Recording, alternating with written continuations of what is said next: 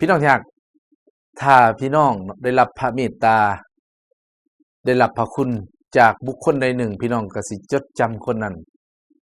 ไปตลอดชีวิตเช่นเดียวกันพี่น้องเฮาได้รับพระคุณและพระเมตตาจากองค์พระเยซูคริสต์เจ้า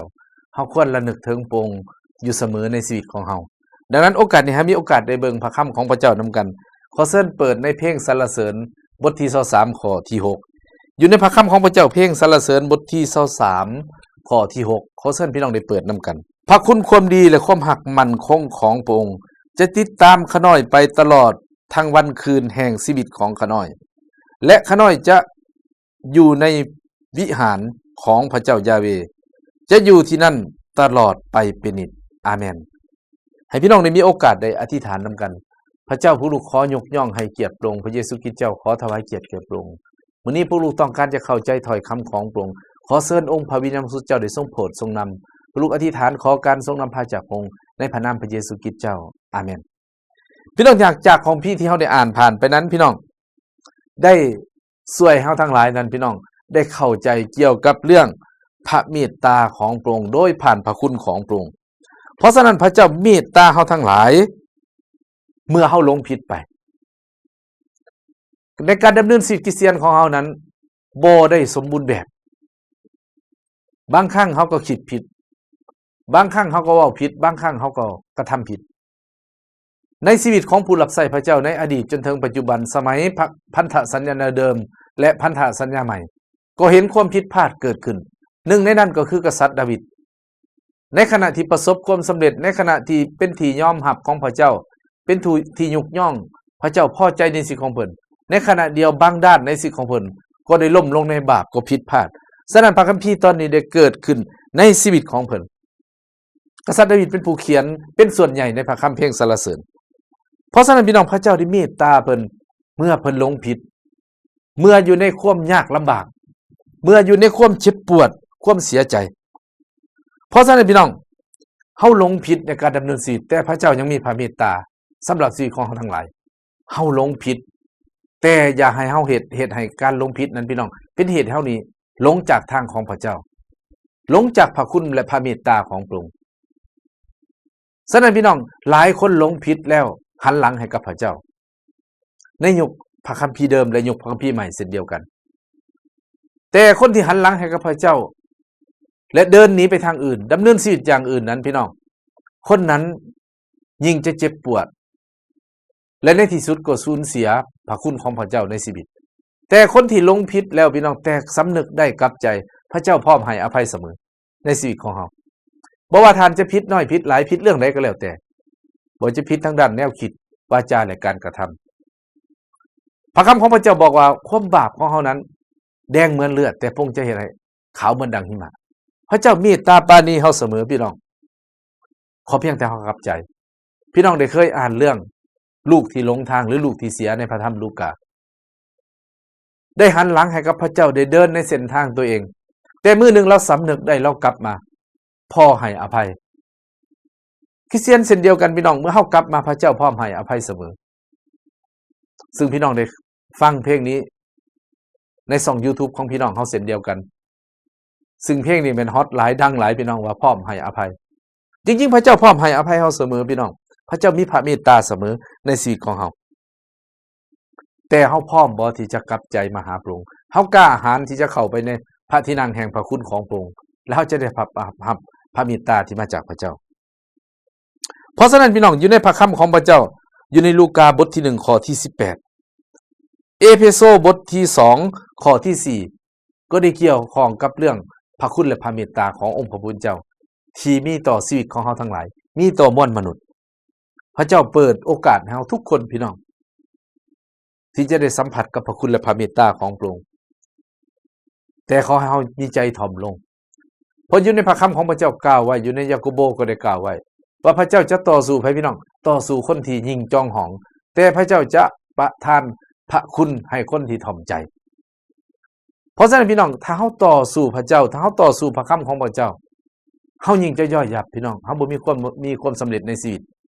แต่ถ้าเฮาถ่อมใจลงพระเจ้าจะยกเฮาขึ้นในเวลาที่สมควรแต่มนุษย์เฮาพี่น้องธรรมชาติของเฮานี่บางเทื่อเฮาก็อยากใจน้อยไว้อยากได้ทันทีทันใดพี่น้อง ลังเทื่อชีวิตของเฮายังเป็นคริสเตียนแบบเบบีคริสเตียนเด็กน้อยถ้าบ่ได้ใจหน่อยหนึงเป็นหยังพี่น้องงอแงโลด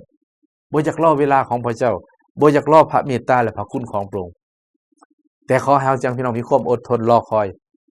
พระสัญญาของพระเจ้าเป็นจริงทุกอย่างพระองค์จะบ่ตัวเฮาพี่น้องถ้อยคำของพระเจ้านั้นเป็นจริงเมื่อพระเจ้าสัญญาแล้วพระเจ้าก็จะเฮ็ดตามนั้นขอบคุณพระเจ้าสรรเสริญพระเจ้าพี่น้องและอยู่ในเพลงสรรเสริญก็ได้กล่าวไว้อย่างเดียวกันพี่น้องเพลงคำควรบทที่3ข้อที่22ก็ได้กล่าวไว้เฮาหลงผิดในชีวิตของเฮาเมื่อเฮามาพบพระเยซูพระเจ้ามีพระเมตตาเพื่อนผู้รับใช้พี่น้องคริสเตียนทั้งหลายขออย่าให้เฮาหันหลังให้กับพระองค์แม้ว่าเฮาจะบกพร่องผิดพลาดบางครั้งแต่เฮากลับมาหาพระเจ้าผู้เต็มไปด้วยพระคุณและพระเมตตาพระเจ้าพร้อมให้อภัยและให้โอกาสเฮาเสมอกลับสู่เส้นทางการดำเนินชีวิตในทางของพระเจ้ากลับสู่เส้นทางในการรับใช้พระเจ้าอย่าให้เนื้อหนังและโลกนี่มารซาตานมีอิทธิพลต่อเฮาพี่น้องแต่ให้พระคำของพระเจ้านั้นเป็นศูนย์กลางเพื่อเฮาจะได้รับพระคุณและพระพรพระเมตตาของพระองค์เพิ่มขึ้นในชีวิตของเฮาในครอบครัวในคริสตจักรในสังคมที่เฮาอยู่เฮาสิมาเบิ่งประการที่2พี่น้องได้รับพระพรโดยพระเมตตาของพระองค์นั้นประการที่2พี่น้องพระเจ้าเมตตาเฮาทั้งหลายเมื่อเฮาอ่อนแอพี่น้องเป็นคริสเตียนบ่ได้หมายความว่าจะเข้มแข็งตลอดพี่น้องถ้าพี่น้องเบิ่งในพระคัมภีร์เดิมพี่น้องสิเห็นคนที่พระเจ้าใช้เหตุการณ์อัศจรรย์พี่น้องบ่ว่าจะเป็นโมเสสบ่ว่าจะเป็นยูสวยพี่น้องที่รับส่วงต่อโมเสสภารกิจที่ยิ่งใหญ่ของพระเจ้าได้มอบให้โมเสสคือนำประชาชนอิสราเอลออกจากการเป็นทาสในอียิปต์ทั้งที่พระเจ้าสัญญาว่าพระองค์จะสำแดงหมายสำคัญกับต่างๆพระเจ้าจะอยู่ด้วยฤทธิ์อำนาจของพระองค์จะนำหน้าโมเสสแต่โมเสสอย่างพี่น้องบางครั้งก็มีความอ่อนแอท้อแท้เมื่อประเสริฐปัญหาต่างๆยูสวยเช่นเดียวกันพี่น้องสนับพระคำของพระเจ้าอยู่ในยูสวยบทที่1จากข้อที่7เป็นต้นไปฮอดข้อที่9พระเจ้าได้บอกกับมูสวยว่าจังได๋พี่น้องจงเข้มแข็งและกล้าหาญเถิดเพราะฉะนั้นพี่น้องความเข้มแข็งนี้จะเอาชนะความอ่อนแอแต่บ่แม่นเฮาเข้มแข็งด้วยตัวเองพี่น้องแต่เฮาเข้มแข็งโดยพระคุณของพระเจ้าพระคำของพระเจ้ากล่าวว่าเฮาสามารถสู้กับทุกสิ่งได้โดยพระองค์ผู้ทรงสู้กำลังเฮาฟิลิปปบทที่4ข้อ13ปัญหาความอึดอยากปัญหาความทนทุกข์ความเจ็บปวดความเจ็บซ้ำความผิดหวังในชีวิตในด้านต่างๆพี่น้องขอเพียงแต่เฮาสู้พระเจ้าจะบ่เฮาสู้เพียงลำพังแต่พระเจ้าจะอยู่กับเฮาและพร้อมช่วยเฮาเสมอพระองค์พร้อมที่จะช่วยทุกคนที่เอิ้นหาพระองค์เพราะฉะนั้นพี่น้องเมื่อคนผิดพลาดคนอ่อนแอสู้บ่ได้เมื่อเอิ้นหาพระเจ้าพระเจ้าเสยบ่พี่น้องบ่พระเจ้าบอกว่าจงเอิ้นหาเฮาแล้วเฮาจะขานตอบเจ้าเขาจะบอกให้เจ้าฮู้ถึงการอัศจรรย์ที่เจ้าบ่ฮู้นั้นแต่หลายครั้งพี่น้องในยุคอดีตพันธสัญญาเดิมเช่นเดียวกันคริสเตียนผู้ที่ติดตามพระเจ้าจำนวนหนึ่งพระเจ้าจะเวกอย่างพี่น้องเมื่อประเสริฐปัญหาอ่อนแอเลิกติดตามพระเจ้าในพันธสัญญาใหม่ในยุคขององค์พระเยซูคริสต์เจ้าพี่น้องทั้งหลายแม้กระทั่งชีวิตพวกเฮาปัจจุบันนี้เช่นเดียวกันหลายครั้งเมื่ออย่างพี่น้องเฮาอ่อนแอแทนที่เฮาจะขอกำลังจากพระเจ้าขอพระเมตตาของพระองค์แต่สัมผัสอย่างพี่น้องสู้ด้วยกำลังของตัวเองแต่สัมผัสหันหลังให้กับพระเจ้าฉะนั้นพี่น้องเฮาอ่อนแอ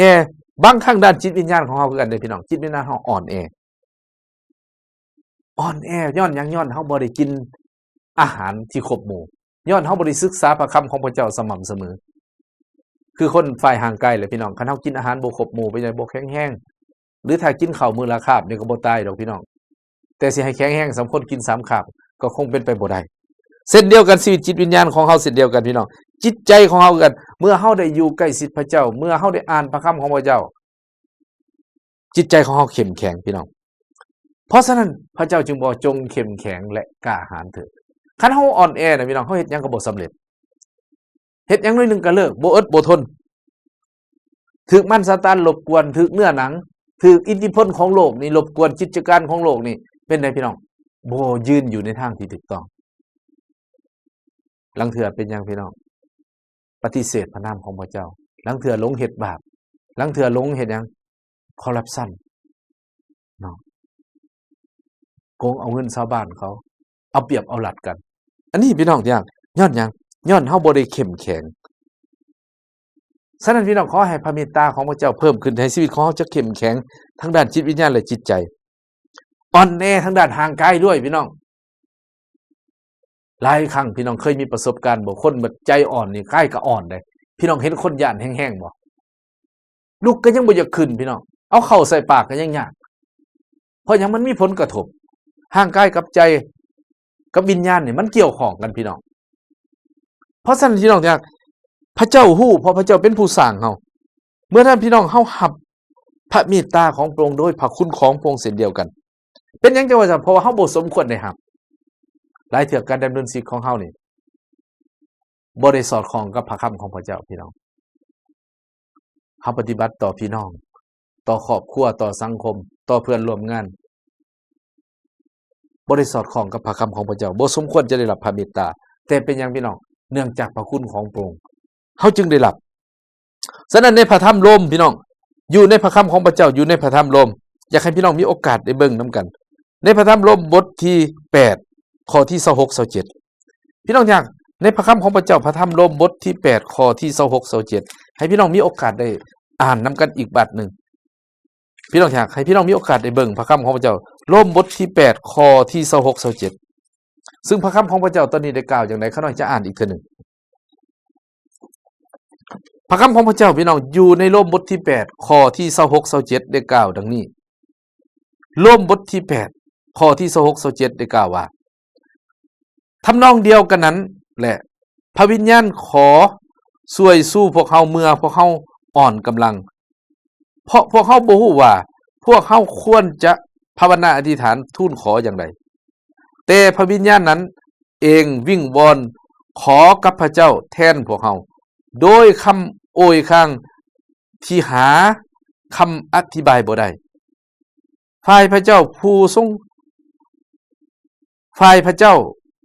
ที่สอดส่องฮู้เห็นจิตใจของพวกเฮาก็ฮู้ความนึกคิดของพระวิญญาณและพระวิญญาณก็ทรงวิงวอนกับพระเจ้าสำหรับไผ่พ้นบริสุทธิ์ของพระองค์ตามพระทัยของพระองค์อาเมนพี่น้องอย่างหลายต่อหลายครั้งในเมื่อเฮาอ่อนแอนี่แม้แต่อธิษฐานนี่เฮายังอธิษฐานบ่ออกเมื่อเฮาย้านเฮาตกใจเมื่อปัญหาเขามารุมเร้าในชีวิตมันจะอ่อนไปเบิดพี่น้องแต่ด้วยพระคุณและพระเมตตาของพระองค์นี่พระวิญญาณบริสุทธิ์เจ้าจะอธิษฐานแทนเฮาอธิษฐานแทนเฮาพี่น้องเว้าแทนเฮาขอบคุณพระเจ้าพี่น้องสรรเสริญพระเจ้าและอยู่ในเพลงสรรเสริญบทที่86ข้อที่15พี่น้องก็ได้กล่าวเกี่ยวข้องกับเรื่องพระคุณพระเมตตาของพระองค์ซึ่งเฮาได้รับนั้นพี่น้องเป็นพระเมตตาของพระองค์เป็นความหักมั่นคงของพระองค์ความหักมั่นคงหมายก็จะได้พี่น้องบ่หวั่นไหวเมื่อประเสริญกับปัญหาต่างๆความหักนั้นบ่สูญสิ้นฉะนั้นพี่น้องผู้แปลนี่ใช้คำว่าความหักมั่นคงหมายความว่าบ่เลิกง่ายๆพี่น้องความหักของพระเจ้าพระเมตตาของพระเจ้าบ่มีเสื่อมคลายพี่น้องพระคุณของพระเจ้าบ่มีเสื่อมคลายในชีวิตของเฮาบ่ได้เสื่อมคลายง่ายๆพี่น้องยุคเสียแต่ว่าเฮาที่จะเลือกปฏิเสธพระองค์และอยู่ในเพลงสรรเสริญบทที่85ข้อที่7ก็ได้กล่าวไว้เช่นเดียวกันพี่น้องกล่าวจังได๋พี่น้องกล่าวบอกว่าพระเมตตาและพระคุณของพระองค์นั้นพี่น้องจะบ่สิ้นสุดแต่จะเพิ่มพูนขึ้นในชีวิตของเฮาตลอดไปขอบคุณพระเจ้าสรรเสริญพระเจ้าพี่น้องเพราะฉะนั้นขอให้เฮาทั้งหลายได้มั่นใจในพระเมตตาโดยพระคุณของพระองค์พี่น้องอยากหลายต่อหลายครั้งเฮาหลงผิดหลายต่อหลายครั้งเฮาอ่อนแอแต่อย่าให้เหตุผลเหล่านี้เฮ็ดให้เฮาห่างจากทางของพระองค์แต่ย้อนเฮาอ่อนแอเมื่อเฮาได้สำนึกแต่ย้อนเฮาหลงผิดเมื่อเฮาได้สำนึกให้เฮาได้โมทนาขอบพระคุณพระเจ้าพระเมตตาของพระองค์อยู่เสมอและพระเจ้าก็จะพอพระทัยและอวยพรชีวิตของเฮาให้กลับมาตั้งต้นใหม่ได้และสามารถเกิดผลได้ในการดำเนินชีวิตการรับใช้พระองค์ให้เฮาได้อธิษฐานนำกันพี่น้องพระเจ้าบิดาผู้รู้โมทนาขอบคุณพระองค์สำหรับถ้อยคำของพระเจ้าที่มาถึงชีวิตของข้าน้อยและพี่น้องทั้งหลายขอพระวิญญาณบริสุทธิ์เจ้าได้ช่วยพวกเราทั้งหลายที่จะจื้อจำและนำใส่ถ้อยคำของพระองค์ในขณะที่ดำเนินชีวิตและรับใช้พระองค์ในโลกนี้ผู้รู้โมทนาขอบคุณพระองค์ในพระนามพระเยซูคริสต์เจ้า อาเมนอาเมนขอพระเจ้าอวยพรพี่น้องทุกท่านขอพระเจ้าอวยพรและพบกันใหม่